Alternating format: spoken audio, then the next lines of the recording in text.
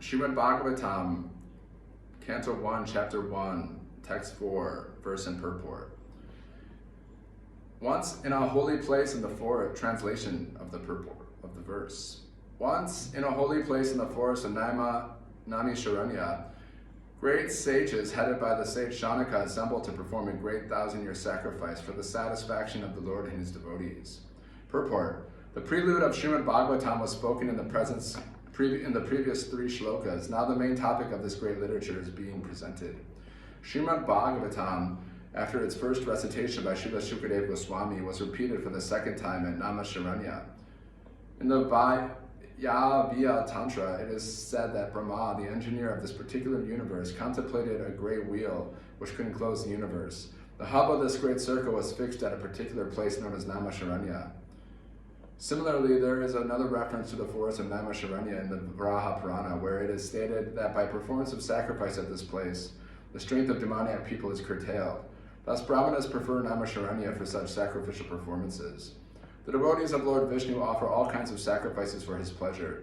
The devotees are always attached to the service of the Lord, whereas fallen souls are attached to the pleasure of material existence. In Bhagavad Gita, it is said that anything performed in the material world for any reason other than for the pleasure of Lord Vishnu causes further bondage for the performer. It is enjoined, therefore, that all acts must be performed sacrificially for the satisfaction of Vishnu and his devotees.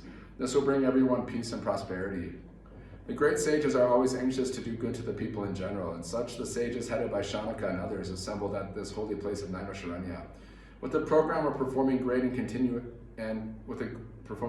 continuous chain of sacrificial ceremonies. Forgetful men do not know the right path for peace and prosperity. However, sages know it well, and therefore for the good of all men, they are always anxious to perform acts which may bring about peace in the world. They are sincere friends to all living entities, and at the risk of great personal inconvenience, they are always engaged in the service of the Lord for the good of all people. Lord Vishnu is just like a tree, and all others, including the demigods, men, siddhas, charnas, vidyaharas, and others, living entities like branches, twigs, and other living entities are like branches, twigs, and leaves of that tree. By pouring water on the root of the tree, all the parts of the tree are automatically nourished. Only those branches and leaves which are detached cannot be so satisfied.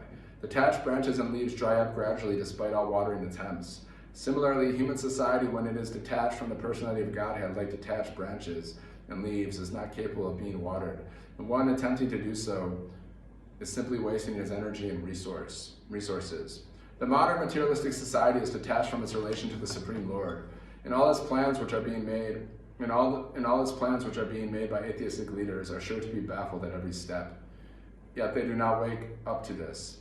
In this age, the congregational chanting of the holy names of the Lord is the prescribed method for waking up. The ways and means are most scientifically presented by Lord Sri Chaitanya Mahaprabhu, and intelligent persons may take advantage of his teachings in order to bring about real peace and prosperity. Srimad Bhagavatam is also presented for that with the same purpose, and this will be explained more specifically later in the text. Srimad Bhagavatam ki jai, Srila Prabhupada ki jai.